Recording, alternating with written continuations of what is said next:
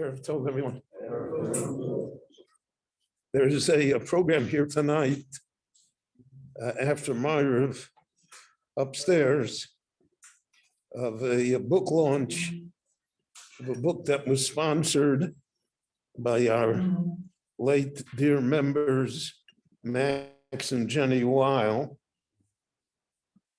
A very important book. It's an English translation of the parish to Pirkei Avot by Rabbi Wein Mincha Maariv, one of the great Rishonim of the 14th century. And Max invested a great deal of time, effort, and wealth in having this done. And even though he and Jenny are no longer here, the book has come to the light of day. And there's a very short program tonight that will be upstairs. So I encourage you to come.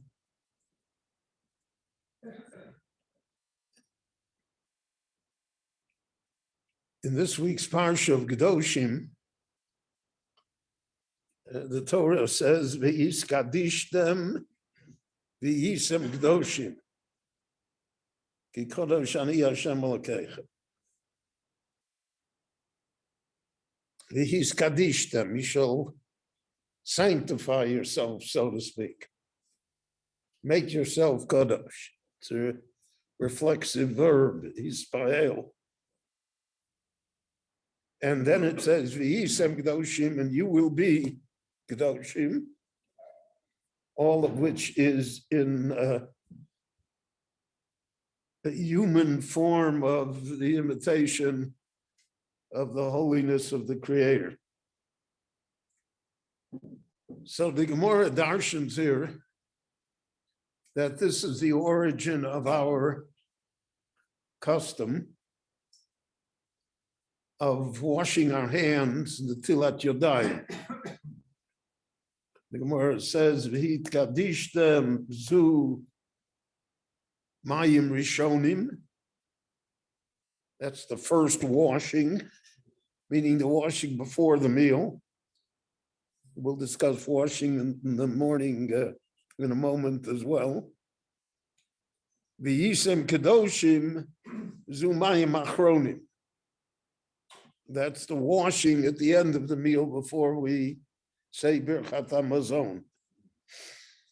Almost all of the Rishonim agree, Rashi, and the Rashba, the Ramban, that this is not a din min HaTorah, and that the drosha of the Hiskadishtem, the Hisem Kedoshim, is what in the Talmudic language is called an asmachta. An asmachta means that we have a custom or an institution that we follow. It's not a mitzvah, but there's an allusion to it in the Torah. We, so to speak, asmachta samach means to rely upon. We attach it to the posuk, even though the posuk doesn't come to teach that. So we have this din of Netilas Yadayim quoted in the Shulchan Aruch, and it's quoted in the Gemara. The Gemara is in Brachos and in Psachim, a few other places. That V'yiskadish them for Mayim Rishonim. before we eat bread. Now, we've just undergone the experience of the Seder at Pesach.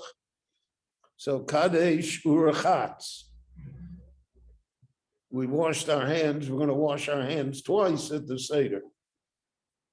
Once before Karpas, and that we do without a bracha.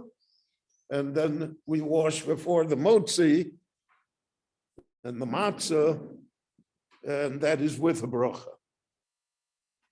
But what's the reason for washing?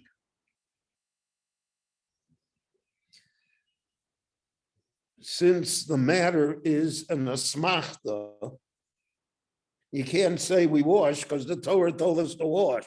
I mean, that's always the fallback position on any mitzvah in the Torah. I don't know the reason. I don't know the reason for Porah Aduma. I don't know why, we have to put on tefillin every day. But those are mitzvahs. The Torah commanded us. That's the bracha. Shekichona mitzvah v'tzivonu. So it's the tzivui. But something that is only an asmachta, there is no vitzivonu, so to speak. Why do we raise it to the level of an unvarying custom? And not only that, we bring ourselves to say a bracha, and we say Asher Tzivonu. The Gemara itself asks, Eichon Tzivonu. Where do we find we ever were commanded about it? So the Gemara says, because of the posuk, Lo sosur min haderech asher yagidu lecha yom l'smol. The Torah told us to listen to what the rabbi said. The mitzvah which usually is honored in the breach. So that's so what's the reason for the Tilas Yadai? So the Gemara says a reason, very technical reason, that in the time of the Beis Hamikdash, the Kohanim made truma. Truma had to be eaten b'kedusha. Truma was holy food. The Kohen that was tamei couldn't eat the truma. So part of the preparation for eating truma was that you had to wash your hands. That is Minat Torah. We learned that out from the kior, from the fountain of water that existed in the Azorah. So it says there by the Kohanim, "Rochzu yedayim v'ragleim b'voam lifnei Hashem." Should wash your hands and your feet. So when they ate truma, they had to wash their hands.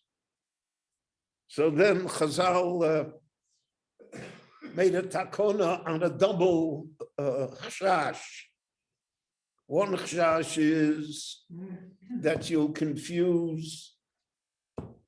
You'll say that, I can eat chulin, I can eat ordinary food without washing hands. So the Kohen will say, I can eat truma also without washing my hands. So therefore they instituted that the Kohen had to wash his hands even for chulin, because of the fact that he may not be careful in separating what he's eating, chulin or truma. Then there's a second leap from Kohanim to everybody, because people will say, the Kohen will say, look at my neighbor. He has a long beard and a big black capote, he never washes his hands. So why should I have to wash my hands? Now you have to understand that they did not have a faucet, a bearer's spigot of water, you turn it on, and you got water in the house. You have running water in the house. It didn't exist. Now the Romans had already running water, but that was only for aristocracy. But the wealthy Roman homes had running water in the house. after the Roman Empire collapsed, the world forgot about having running water in the house. And therefore you had privies outside in the backyard. You had to go to the well every day. It was a deal to have water. So the Kohen will say, what I have to, I'm hungry. My neighbor doesn't have to wash his hands. I don't have to wash my hands either. So therefore they said everybody has to wash their hands. Everybody has to wash their hands for all types of grain, for bread. In the time of the Mishnah, when they had Truma yet, you have to wash your hands for vegetables too. That's why we have the rachatz before the karpas, because of the fact that it would convey tuma. So that's one reason that the Gemara says. It's interesting, Tosfos and other Rishonim say that that's too far a stretch. It's like a double asmachta, a double gzeira. And they say a simple thing. Tosfos and Psachim, Arvei Psachim says, it's because of nikiyus. There's a concept of nikiyut. Person should be clean. Now in our time, again, when we have running water in the house, and we're accustomed to bathing and to taking a shower, so it is understood. But for most of civilization, that was not the case at all. There were the majority of the human race in the Middle Ages didn't take a bath their entire life.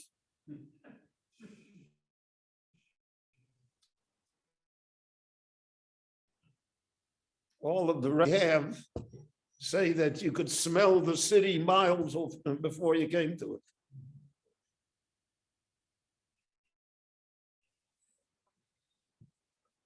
Taisa says that it's because of Nikiyut. So there's a concept in Jewish life of Nikiyut. Just not only spiritually clean and morally clean, which is the way we usually think of it, but physically clean as well. That really was the origin that male Jews went to the mikveh before Shabbos once a week. You didn't have a bath in your house, but the mikveh was a public bath.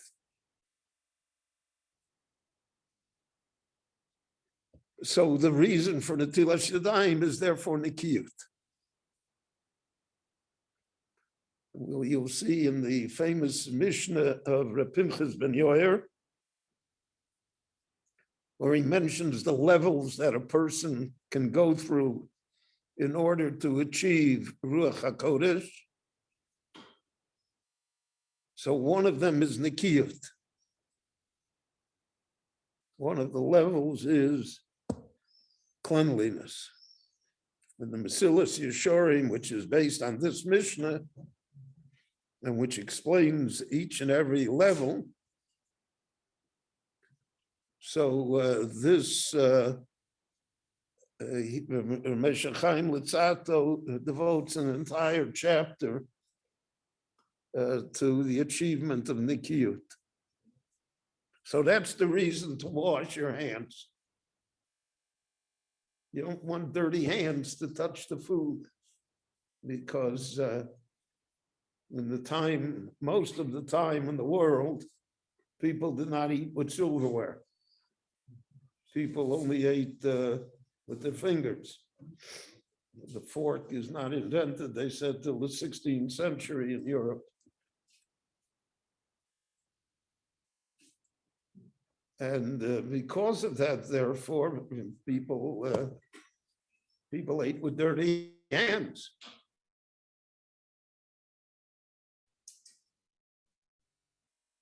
and you put things that may have been repulsive. So therefore, you have to wash your hands. What's the reason for what? This is all Mayim Rishonim. What's the reason for Mayim Achronim? So again, Taisa says it's because of Nikiyus. Again, you don't want filthy hands, and now you're going to say a series of blessings. You're going to thank God for the food. So it's a courtesy. Others say because of the fact that there is some sort of negative spirit that exists, so to speak, that rests on the hands of people. And before we want to say Birchat HaMazon, we want to rid ourselves of that. Already in the Middle Ages, there were completely different minhagim regarding Mayim Achronim. And there are many poskim who say it's not necessary in our time. We don't have those spirits anymore. And that if you wipe your hands clean with paper or a napkin, you're not dirty. So Mayim Achronim became a lesser observed custom. There were certain kehilot in Europe, German kehillah and others, where Mayim Achronim was hardly ever practiced. The same thing in the Lithuanian yeshivas, it was not practiced. Of course, in the Lithuanian yeshivas, they had so little to eat, so there was no, much of it didn't pertain to them.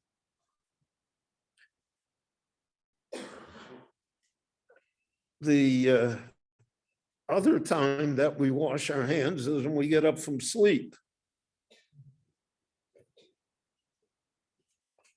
There two reasons are also advanced. One is Yadayim Shalodam Askoni saying that when a person is asleep, he may touch parts of his or her body. So we want to wash that off, that his hands should be clean. And the other more spiritual idea is the fact that the sleep engenders again another worldly spirit. People dream, they're out of it. And therefore, to rid ourselves of this otherworldly spirit, we wash our hands. And that we do every morning. That's the bracha that we make on the Tilas Yadayim. So it's all based on this, Ve'is them. You shall try and be a holy people. And you should make the effort that will engender within you this knowledge and spirit of being a holy people. And people react according to their actions. So that every time that we have to wash, it causes us to think of cleanliness, and cleanliness always engenders ideas of holiness. In the English world, there was a phrase at one time, when I went to public school, the teachers taught it to us, cleanliness is next to godliness. So that's an idea that was implanted in the world through Torah, through the ideas of Torah, etc. And any idea that is implanted within Klal Yisrael eventually comes with ritual, comes with actions, comes with behavior, and not just with pure theory and thought.